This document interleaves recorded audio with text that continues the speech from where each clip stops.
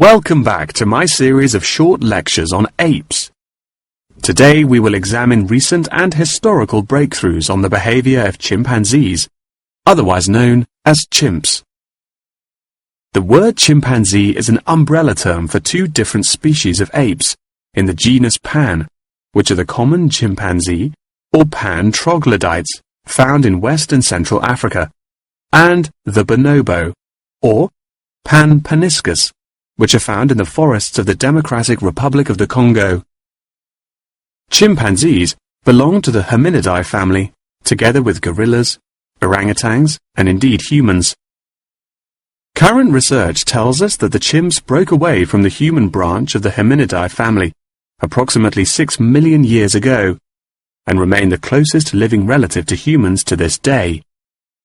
More modern researches into chimpanzees have centered on their behavioral characteristics, once all biological and genetic factors have been ruled out. In this way, scientists have unearthed an unfathomable amount of similarities between human and chimpanzee behavior. Although much of this research has taken place through observation of captive chimps, the results are widely seen as an authoritative reflection of chimps living in the wild.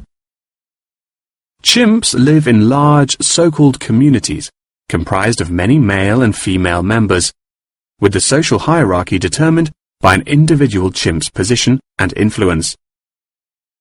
Through such research, scientists have found that chimps learn and adapt through observation of others' behavior. Once in power, the alpha male is often seen to alter its body language in order to retain power. For example, he might puff himself up in order to intimidate others, while lower-ranking chimps are noted to behave more submissively and holding out their hands while grunting. Female chimpanzees also have a distinct social hierarchy, with high social standing inherited by children. It is not unheard of for dominant females within a community to unite and overthrow the alpha male, backing another in his place.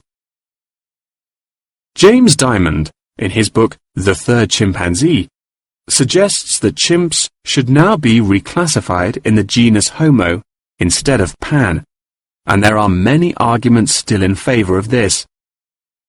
Male common chimpanzees are, on average, 1.7 meters in height, weighing 70 kilograms, with their female counterparts being somewhat smaller. By comparison, the bonobo is slightly shorter and lighter, but with longer arms and legs. However, both species walk on all fours and climb trees with great ease. Jane Goodall made a groundbreaking discovery in 1960 when she observed the use of tools among chimpanzees, including digging for termites with large sticks. A recent study claimed to reveal that common chimpanzees in Senegal have been using spears sharpened with their teeth to hunt. However, these reports remain unsubstantiated. Researchers have witnessed such tools, namely rocks, being used by chimps to open coconut shells, and indeed crushing nuts with stone hammers. As scientific technology has developed, so too has our knowledge of the sheer extent of the chimp's intelligence. Research has now shown that chimps have the capability to learn and use symbols, and understand aspects of the human language, including syntax, as well as numerical sequences. As I mentioned earlier, the umbrella term chimpanzee is comprised of the common chimpanzee and the bonobo. These two subspecies are divided along the Congo River, with the common chimps living on one side and the bonobos living on the opposite side of the river.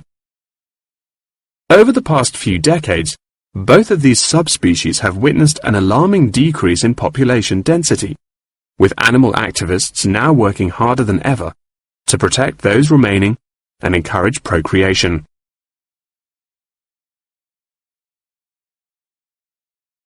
In addition, next week's episode will focus more closely on how chimpanzees in captivity are able to learn things through imitating the behavior of humans, as well as how chimpanzees' behaviors have developed over many generations.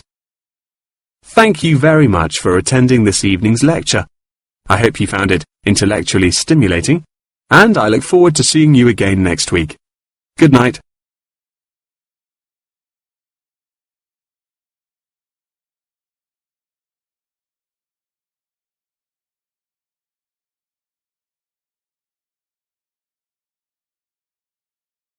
Good morning. You're through to the events coordinator at the Birmingham City Council. How may I help you? Hello there. My husband and I are interested in purchasing tickets to the automobile exhibition, but I couldn't find many details about it on your website, and I was wondering whether you could provide me with some more information. Does it open in June? Yes, of course, madam. The exhibition will take place during July and will showcase the history of automobiles from the very first commercial car in the late 1800s all the way through to the present day. Is the exhibition open for the duration of July? No, madam. The exhibition will last 3 days, from the 1st of July to the 3rd of July, and then the cars will be taken to another exhibition. Okay. Does the exhibition focus on a certain manufacturer? No. It will showcase a wide range of manufacturers. Wonderful. I'm ever so fed up of going to these shows and only seeing one manufacturer. Are there any opportunities to sit in or even drive the cars? There will be many opportunities for you to sit in the cars. However, some of the cars will only be available to observe. We are yet to be told whether any of the antique cars will be available to drive. However, there will certainly be an opportunity to test driving some of the more modern cars on a purpose-built track. That sounds like great fun. I mustn't forget to bring my camera, or my husband will never forgive me. I'm afraid to say that cameras are actually strictly not allowed to bring into the exhibition. There will, however, be a section where a professional photographer will be available to take photos of you sitting in a car in period clothing. Well, that sounds like it could be fun, but I assume the photos won't be free.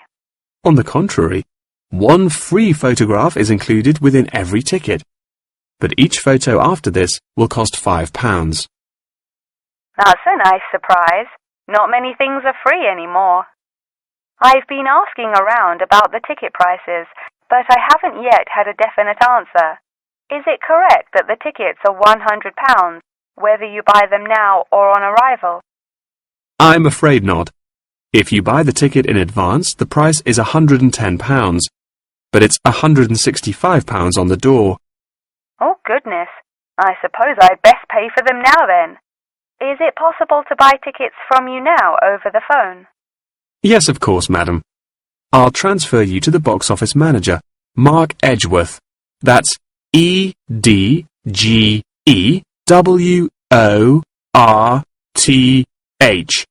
And he will probably need to take your credit card details and some personal details.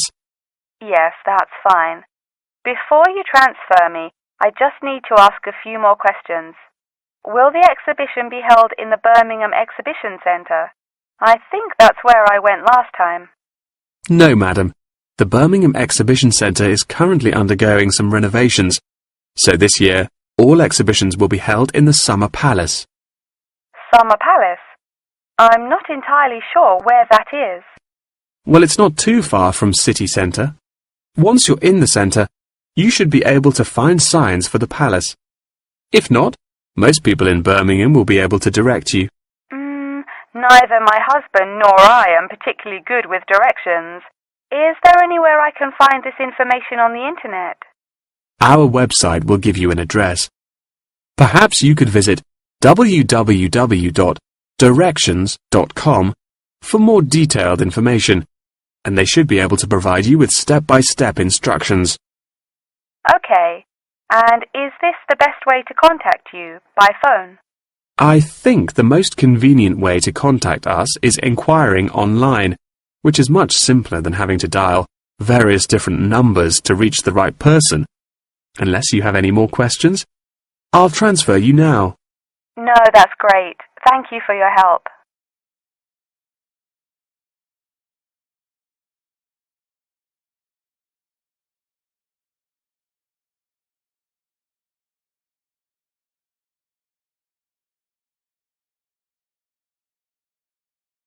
Hello, and welcome to the homepage for the Healthy Hearing Medical Clinic and Surgery, where we'd like to share a little more information about the services we provide and more. Our hospital is one of the leading specialized hospitals in the United Kingdom, attracting the very best healthcare professionals from around the globe. Not only are we a leading medical practice, but we are also the only hospital in the United Kingdom dedicated entirely to the treatment of and research into the curing of hearing loss. Our facilities and staff here are renowned across Europe, attracting thousands of patients a year. Our consultations can number anything up to 11,000 patients a year. However, we aim to treat around 5,000 patients a year so as to maintain and ensure the quality of our services. Our patients are guaranteed the highest standard of care, as well as the use of our first-class facilities. All patients requiring overnight treatment are provided with their own private room with ensuite facilities, as well as a state-of-the-art entertainment center, which includes a flat-screen LCD television and PlayStation. Appointments with our healthcare professionals can be made at any time during the week, with female doctors available between 8 a.m. and 11 a.m. If you need to see a doctor outside of these times, please visit the Out of Hours page of our website for more information. Our doctors are all trained to an exceptionally high standard and practice a vast array of specialities. Mr. Roberts is a fully qualified ear and throat specialist. Mr. Edwards is a pediatric hearing specialist, while Mr. Green specializes in reversing hearing loss. For more details about our people, please visit the staff members page on our website. During a consultation, doctors will sometimes decide medication is required, for which patients should receive a prescription. There are several pharmacies within the city. However, we recommend that patients use the pharmacy housed within our healthcare facility. Our in-house pharmacy is well stocked at all times.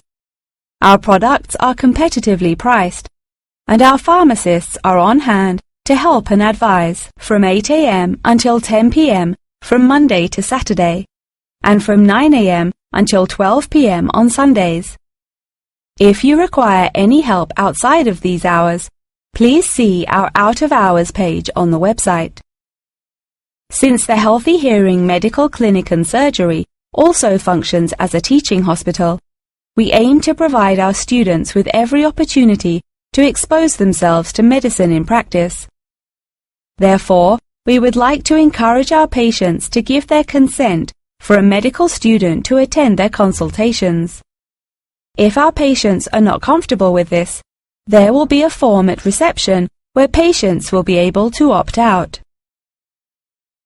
Now, please look at the map I've given you of the Healthy Hearing Medical Clinic and Surgery. For those not familiar with our practice, reception can be found through the main door at the end of the corridor. If your consultation is booked with Mr. Green, you need to go through the main door and turn right by the nurse's desk, and his office is at the end of the corridor on your left-hand side. If you need to alter any of your personal details, please visit our secretary at the Office for Medical Records, which you will find next to the therapy room. If you're awaiting surgery, please first check in with reception before taking the first door on the right after you enter the clinic.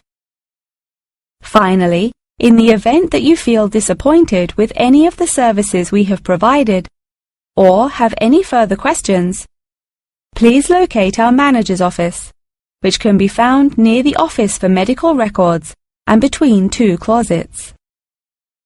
If you have any more questions about the Healthy Hearing Medical Clinic and Surgery, please do not hesitate to contact us on 01 256 111 111.